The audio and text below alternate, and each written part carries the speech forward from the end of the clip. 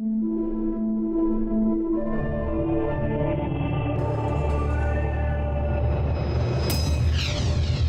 following program deals with a controversial subject. The theories expressed are not the only possible interpretation. Viewers are invited to make a judgment based on all available information. Please, please help us. Please. Please help us. Please help us before we die. Please help us.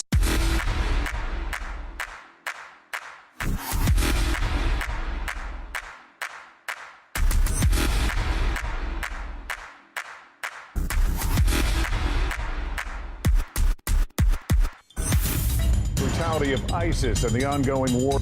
Major developments in Syria. Good evening, and thank you. U.S. military officials tell CNN.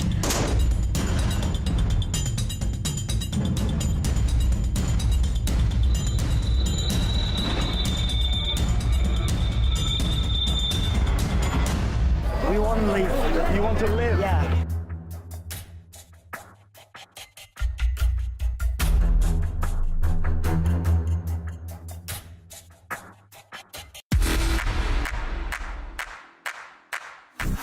Every day we turn on the TV and there's more bad news.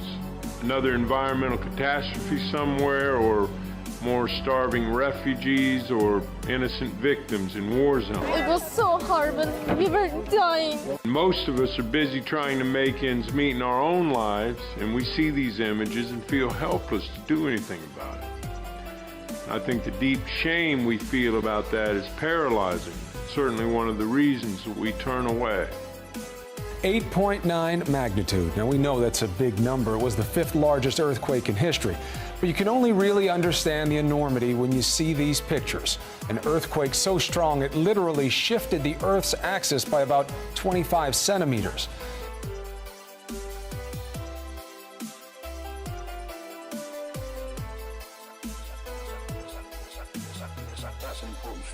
However, we do live in a world full of conspiracy theories, and all I ask is that you keep an open mind, but question everything.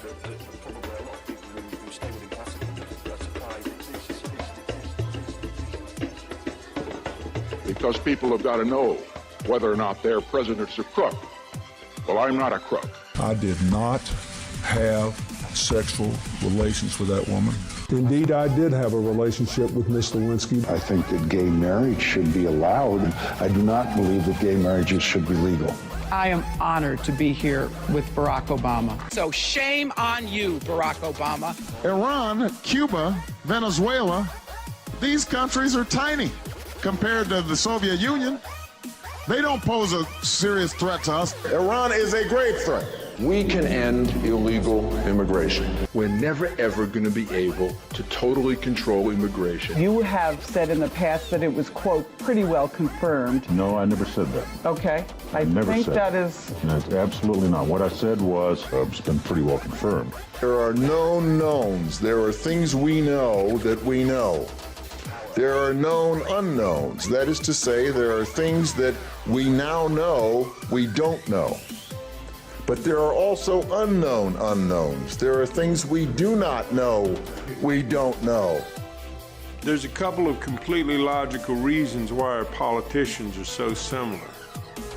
The end game for politicians is to get elected. The people who vote are, for the most part, quite moderate in their views. Both parties try to occupy that middle, moderate ground. They are simply responding to that majority in order to get elected. The second reason our politicians are so similar is much more sinister. They answer increasingly to the same master. We're looking easily at the first billion-dollar presidential election. It's much bigger money than we've ever seen in a presidential election. We define a candidate as being serious or not by how much money they can raise, not by what ideas they have, what their record in public service might have been. It's all about money. We really don't have an election anymore. We have an auction.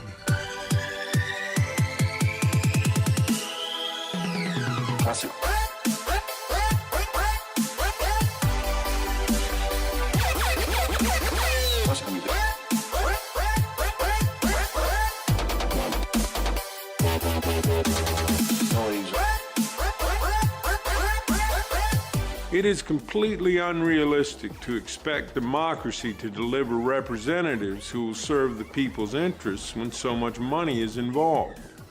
Having so much money in politics gives all the power to those with money. Yes, we are all still allowed to vote, but how free is our choice? The media in the hands of big business will only present us with politicians that will serve their interests. It would be completely illogical for them to do otherwise. It would also be illogical to expect politicians to change a system that puts them in power. But it certainly begs the question, just what kind of democracy do we have? Do you want to live in a democratic society, or do you want to live in the society we have? Which, remember, is not a democratic society and is not intended to be. If you take a course in political theory here, I'm sure they'll teach you that the United States is not a democracy. It's what's called in the technical literature a polyarchy. A polyarchy is a system in which power resides in the hands of those who Madison called the wealth of the nation, the responsible class of men, and the rest of the population is fragmented. That's the way the country was founded. Throughout the history of the world, the rich and powerful have dominated it, and very few people have had any control of their own governments. Most real power in the world is still exercised by those we do not elect. We are still far from governing ourselves. The basis of democracy is the belief that we were all born equal and that that equality must be accepted by those in power. But in the attempts to win those rights, many people have been imprisoned and tortured by those who have power and were determined to retain it. No one in power really wants democracy, because democracy would challenge their power structures and their authority. So anyone who comes out with a democratic idea is dismissed as unrepresentative or a troublemaker or an extremist or something. And in this way, the full flow of a public debate about alternatives is being extinguished. What is the proper relationship, what should be the proper relationship between a chairman of the Fed and a president of the United States? Well, first of all, the Federal Reserve is an independent agency, and that means basically that there is no other agency of government which can overrule actions that we take. There is no other agency of government which can overrule actions that we take. No society wants you to become wise. It is against the investment of all societies. If people are wise, they cannot be exploited. If they are intelligent, they cannot be subjugated. They cannot be forced in a mechanical life to live like robots. They will assert their individuality. They will have the fragrance of rebellion around them. They would like to live in freedom. Freedom comes with wisdom, intrinsically. They are inseparable. And no society wants people to be free. The communist society, the fascist society, the capitalist society, the Hindu, the Mohammedan, the Christian, no society would like people to use their own intelligence. Because the moment they start using their intelligence, they become dangerous. Dangerous to the establishment. Dangerous to the people who are in power. Dangerous to the haves. Dangerous to all kinds of oppression, exploitation, suppression. Dangerous to the churches, dangerous to the states, dangerous to the nations. In fact, a wise man is a fire alive, a flame. He would like rather to die than to be enslaved. I have a dream that one day this nation will rise up and live out the true meaning of its creed. We hold these truths to be self-evident, that all men are created equal.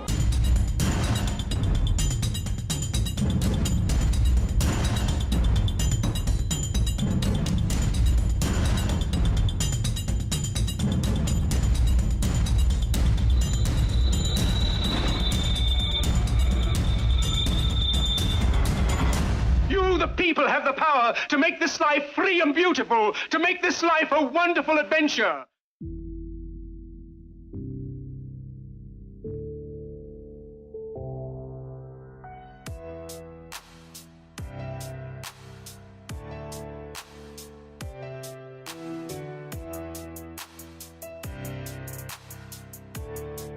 Big business is about making money. That's what big business does well. Governments, however, have to balance the needs of the whole society, including big business, based on ethics and social and moral responsibility.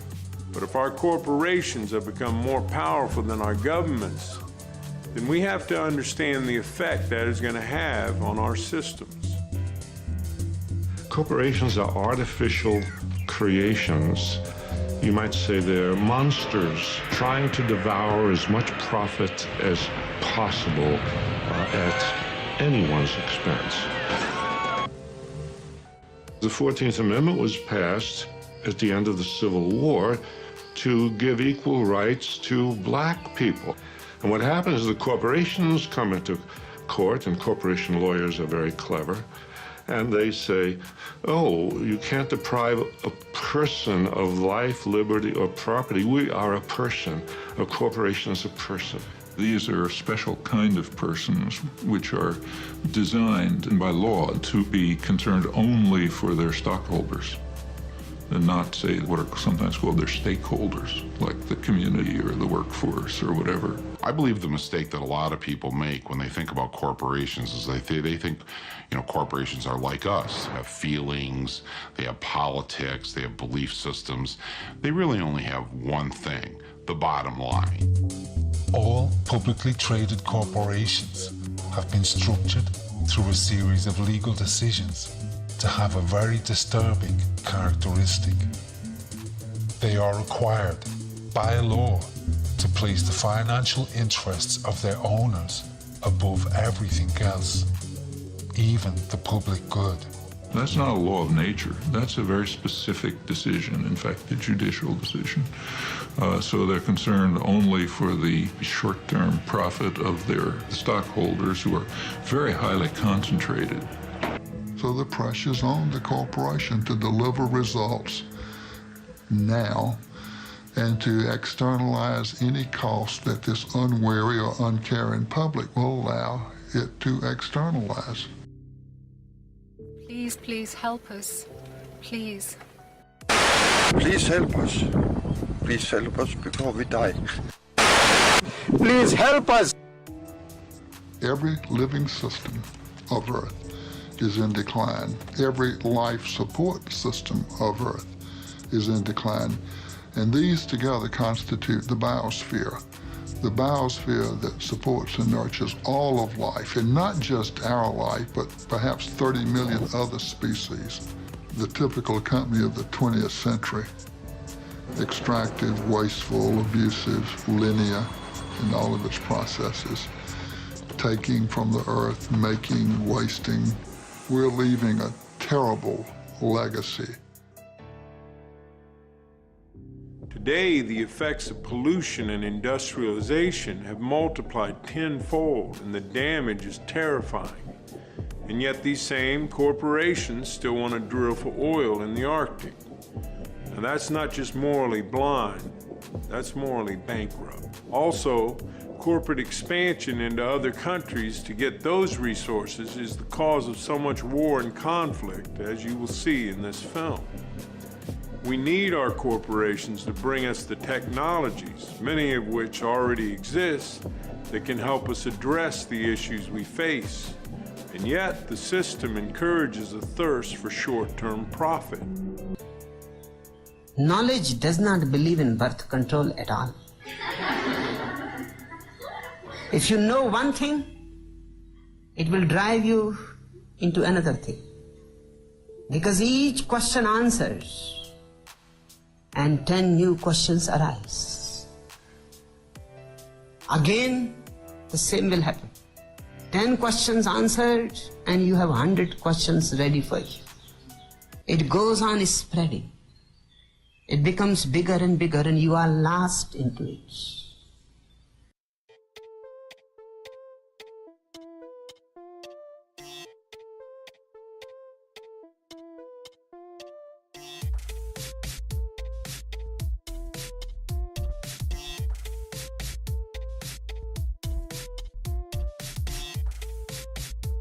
I know many of us have heard stories about powerful groups of businessmen who pull the strings of governments from behind closed doors. And so many rumors have sprung up around organizations like the Bilderbergs and the Council on Foreign Relations that it's really difficult to know what to believe. However, it is an interesting fact. The Federal Reserve Bank of the United States is not actually owned by the government. It is owned by a private banking cartel. Now, whoever these men are that can loan money to governments have to be some of the most influential men in the world, and yet we don't know who they are. Not all conspiracy theories are just theories. Are you still giving out orders like Memorandum 200, where you said depopulation should be hell? Sir, just a question. I'm not going to go to hell because Memorandum 200, sir. Memorandum 200. Just ask them a question.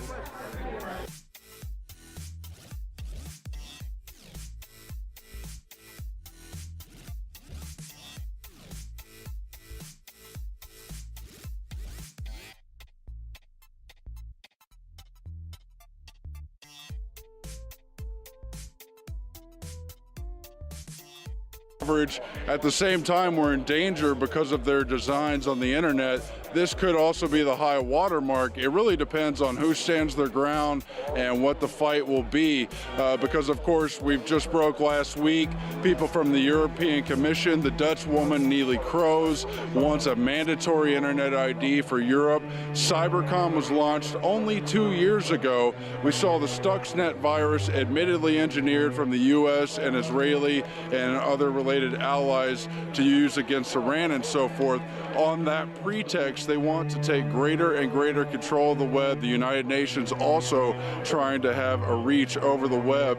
The Bilderberg Group include many prominent members of the internet and computing world, including National Security Agency Director and Chief of the United States Cyber Command, General Keith B. Alexander, co-founder of Facebook, Chris Hughes, founder of PayPal and chief Facebook investor, Peter Thiel, executive chairman of Google, Eric Schmidt, founder of Amazon, Jeff Bezos, co-founder of LinkedIn, Reid Hoffman, vice president, European Commission, commissioner for Digital Agenda, Neelie Kroes, chief research and strategy officer, Microsoft Corporation, Craig J. Mundy, and many others. More and more, we're seeing the iron curtain of media censorship on Bilderberg and the shadow government, shadow elite, pulled back. So we're seeing Bilderberg basically try to pass the baton off to younger people right now, a bunch of tech folks, Google, Facebook, and others, hoping that the police state tech grid can protect their criminal activity. They're trying to push a global bank as the solution to all our problems that they created. They're openly trying to push more police state systems. They want to end internet freedom. They want to bring in internet IDs. The mainstream media is no longer mainstream. The alternative's taking over, and they're trying their damnedest to either restrict or shut down the free internet as we know it right now. The increase of internet-based media has been closely correlated with the decrease of traditional forms of media, such as newspapers and television, which have been monopolized by members of the Bilderberg Group. I understand that. So what about the depopulation? I mean, Memorandum 200. Why are you afraid to talk about your depopulation plan? Why don't you get lost? Why should I get lost? It's serious. Sick person. Sick person? How am I sick? You're the one committing.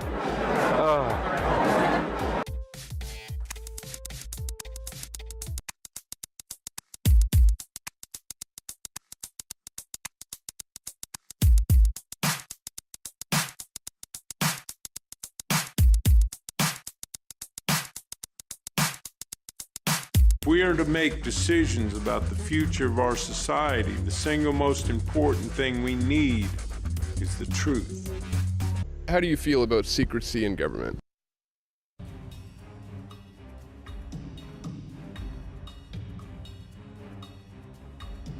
So I would like us to imagine a nightmare scenario.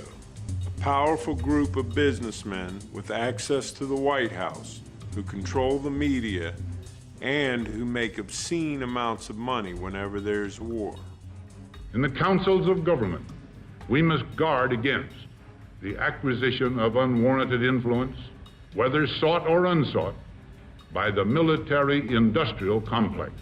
President Eisenhower's concern about the military-industrial complex, his words have unfortunately come true. They have weapons of mass destruction. That is what this war was about. And Saddam Hussein possesses biological and chemical weapons. The fact that there are weapons there. You've heard the president say repeatedly that he has chemical and biological weapons. With the drumbeat for an attack on Iraq increasing, the Bush administration may finally have the ammunition they've been looking for. September 11th. September 11th. September 11th. September 11th. September 11th. Dangerous world. A grave new threat. There is no doubt that he is amassing them to use against our friends, against our allies. Well, a militia group linked to terror being backed by Iran and setting up camp on America's doorstep? The propaganda campaign waged by the media was so successful that by 2003, opinion polls showed the vast majority of Americans believed Saddam Hussein was linked to 9/11. This claim was false. The majority believed he possessed stockpiles of weapons of mass destruction. This claim, too, was false. These claims allowed the corporate interests and the administration to frame the attack on Iraq as a justifiable act of self-defense. The great heroes of our times, people like Gandhi and Martin Luther King, incredible though they were, could not create change on their own. Only the will of the people can do that, and together we can accomplish anything.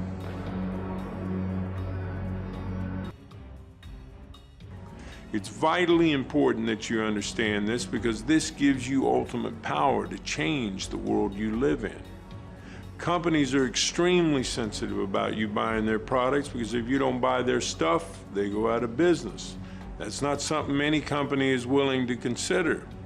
And by choosing to spend your money wisely, you can promote those companies that do business in a socially responsible way.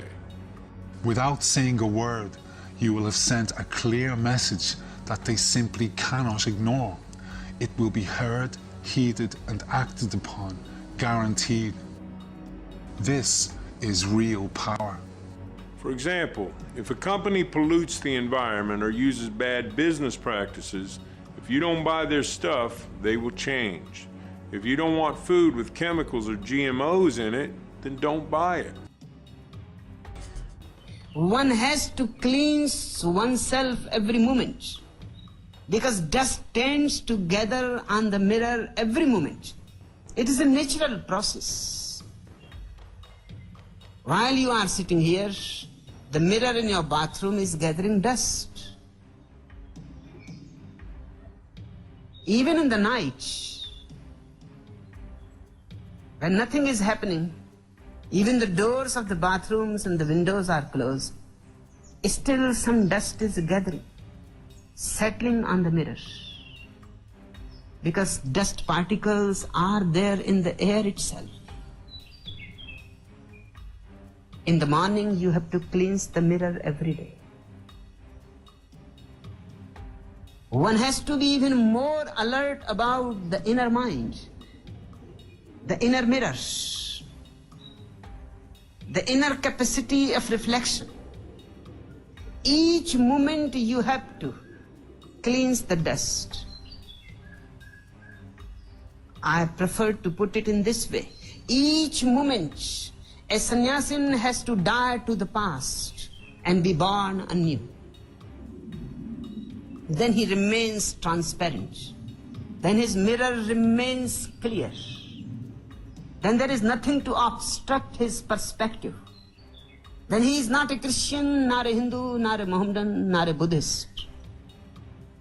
Then he is simply a mirror. Just a mirror. A mirroring. Mirroring all that is within and without. Out of that mirroring, wisdom is born. Wisdom is the flowering of your transparency, of your translucency, of your luminous being. That's what we are doing here. In fact, the function of the master is to undo what the society has done to you. It is an anti-university, anti-school, anti-college, because it is not to depart knowledge to you, but to impart something totally different, something of a different dimension. It is to create a triggering process in you so that you can get out of your so-called scriptures, words, theories, and you can become just ordinary. You can just become whatsoever you are, without any pretensions. I exalt the ordinariness of consciousness. I am not teaching here you the Superman. This is the 21st century. If we use our resources wisely, there's no reason why anyone shouldn't have what they need.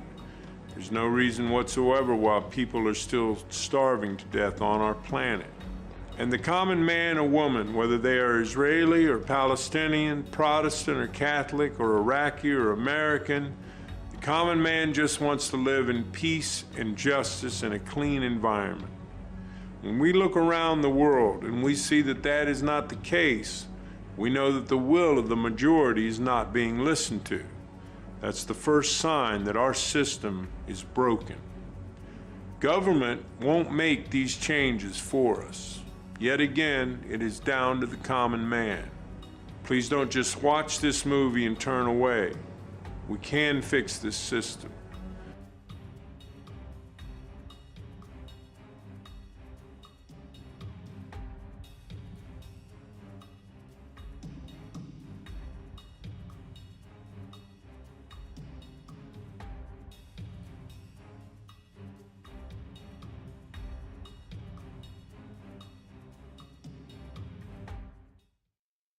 To those who can hear me, I say, do not despair. The misery that is now upon us is but the passing of greed, the bitterness of men who fear the way of human progress. The hate of men will pass, and dictators die, and the power they took from the people will return to the people. And so long as men die, liberty will never perish.